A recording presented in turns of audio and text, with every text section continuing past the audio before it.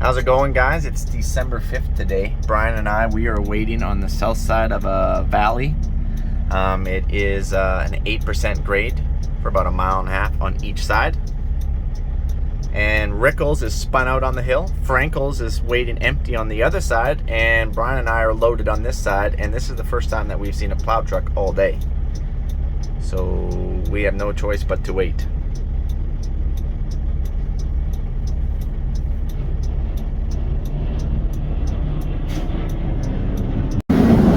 Talking to the highways department there. We're not sure if Rickles is slid across the highway yet, so we just need to wait until we hear back from Rickles. And there's no cell service down there, which is complicating things. So it's not like we can just pick up the phone and talk to Rickles and be like, "Hey buddy, can we get past you?" We don't know if we can get past them. So if you're on icy roads, excuse me, if you're on icy roads, you always want to be loaded, okay? Always want to be loaded. You got the best traction pulling weight. Yes, even though you're pulling your weight, that second trailer back there is still loaded, you'll still do way better loaded than you would empty. Rickles is empty. Frankles is empty, waiting on the other side. Brian and I are loaded here, like I already said. The plow truck is going to go down. Excuse me. He's going to go down, turn back around, head back down, and he's going to spin salt right underneath Rickles' tires. And then that's going to melt down probably within a few minutes. And then hopefully Rickle can climb his way up. And then I don't know if the plow truck is going to come back and tell us whether the lane is open. We'll see how all this shakes down. But anyways, we're sitting right now. This valley is very problematic to us down here at the South Farm. We always have to cross this valley every day. And getting spun out on it is not fun. It's happened to just about everybody. It's not fun because you don't just climb up the hill and then spin out and stop. Because there's a corner that goes through it. And it's always a bit of an angle. So when you spin out, you actually slide your whole truck and trailer and then block the whole highway off. Now, if the hill is well maintained, like throwing salt on it, throwing sand on it, throwing salt on it, throwing sand on it during conditions like this, normally it's no problem. But unfortunately, this is the first time we've seen a plow truck here. So, and it's just about 5:00 p.m. So the road, the valley, the hill is, yeah, you get the idea. Plow truck is heading back down.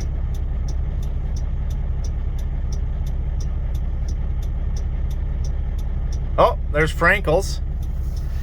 Well, that pretty much tells me that Rickles cannot be across the whole road because there's still another truck behind Frankles.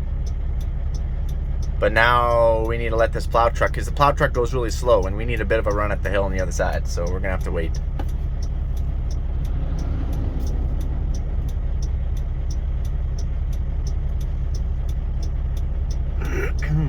Excuse me.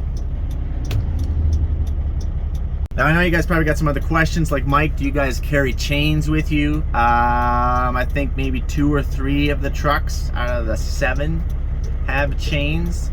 And I don't know if you guys have put chains on before, and I guess maybe it depends on the brand of chains that you have. If you spin out and have to put your chains on, you want to just wait for a salt truck.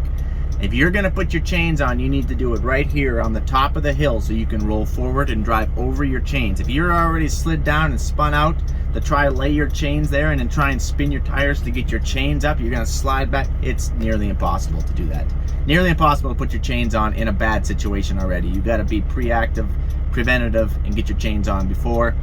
Normally, if we got to use our chains, we just aren't going to go. We're just going to wait for a truck to come, because to do it properly, you need chains on your at least one steer so you can actually corner. If you need chains, you need 1 on your steer, 2 on your drives, probably 1 or 2 on your bridge, which is the 3 axles in the Super B, and then maybe 1 or 2 on the back trailer, so that way you don't lose them. And that's a lot of messing around, a lot of chains. I'm just going to sit in here and wait for a salt truck to come down, or I'm just not going to go, period. So we're gonna wait. All right, I think we've given our plow truck enough time. We're gonna get cracking here. All right, we got our phone. Sorry you guys see so much hood, but I can't really do anything about that.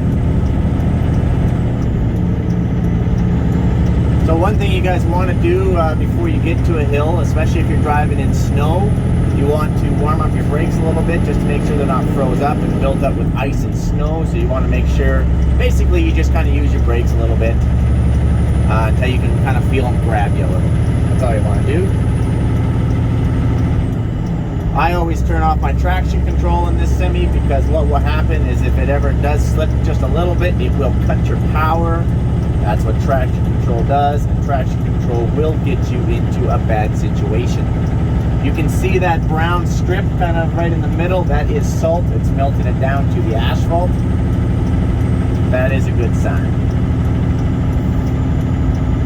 We're starting this hill at about 40 kilometers an hour. You always want to make sure you start slow so you can maintain control, even using your engine brake on the lightest mode. So you got 3 modes of engine brake: light, medium, and aggressive. And your engine brake in aggressive on icy roads can still lock up your drives and put you into a skid. All right, you don't want that. Engine brake is on, you can probably hear it. I drive in manual mode.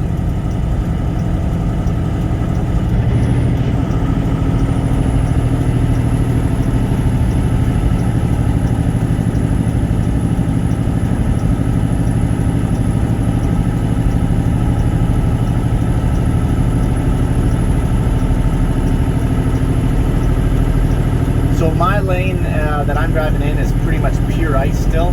That salt there to your left is pretty much right on the yellow line. It's actually a little bit over into the other lane, which is okay. You don't want to ride your brakes all the way down a hill. You can heat them up too much, and you don't want to heat up your brakes and glaze them over. That would make for a very bad day.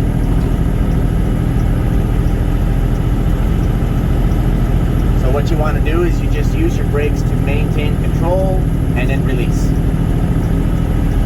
And then push them, maintain control, still pushing them, then release. Push them again, maintain control, then release. All right? Now at some point you're going to want to start shifting up, get a little bit more speed. We're doing 50 kilometers right now. Shift up again. Engine brake off. Shift up again. 60K. Now we're going to start putting in some power. 70K. 80K. We want some momentum and we want speed. 90K. Here we go. 100K. See, our salt is running out. Looks like you did not have enough salt to put us to the other side of the hill. That's unfortunate.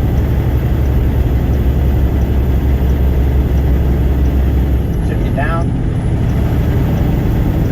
We dropped to 90K. Dropped to 80K.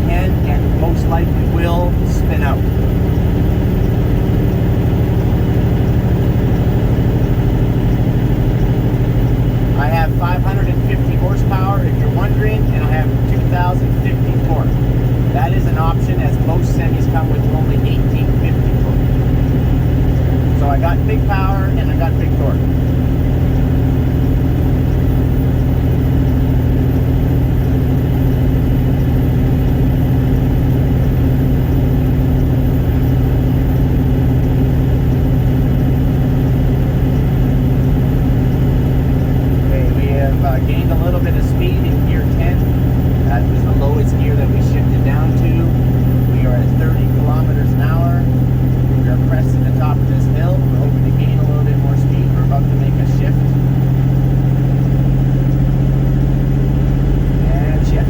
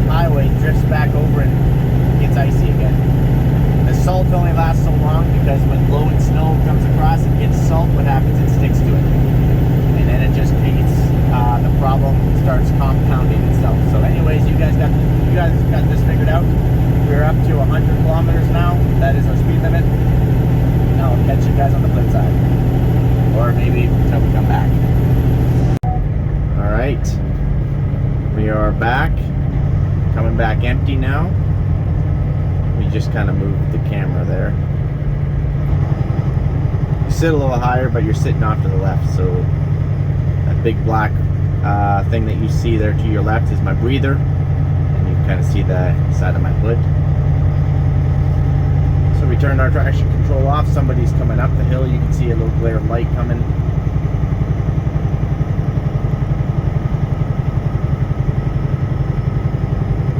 I've warmed up my brakes a little bit already.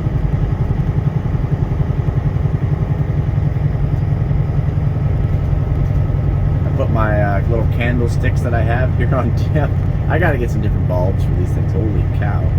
No one likes yellow smellow.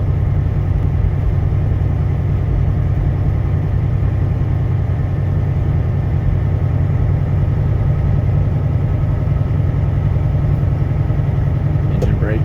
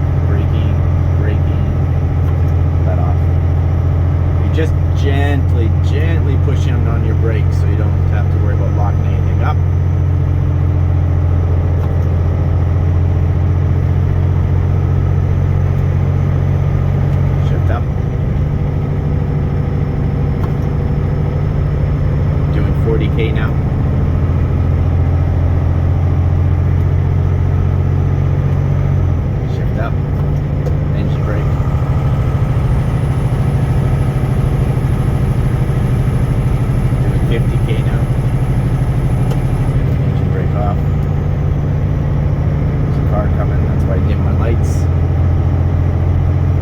Brake. Brake off, engine brake. Shift up. Engine brake off. Alright, let's start picking up a little bit of speed. Doing 70 kilometers now.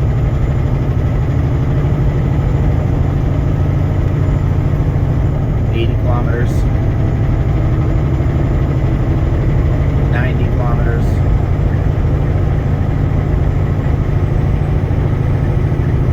100 kilometers. Alright, gonna keep it around 100. Cross this bridge.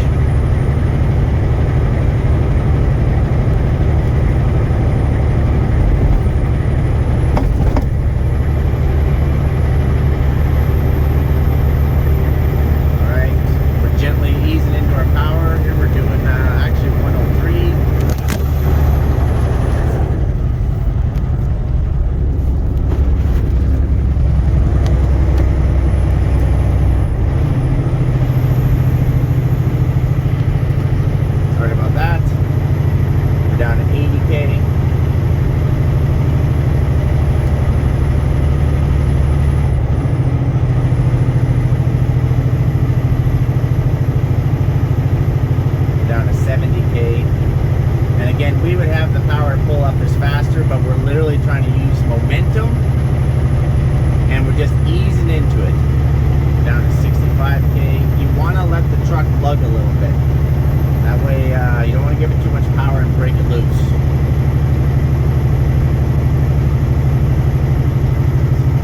Slush. Well, I felt it wanting to break loose just a little bit there.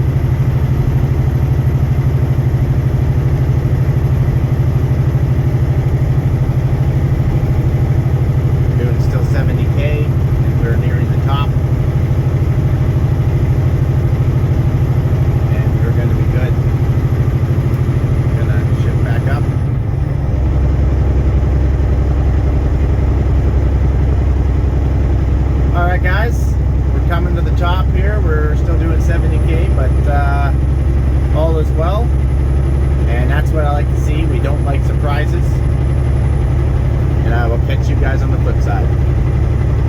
Adios, amigos.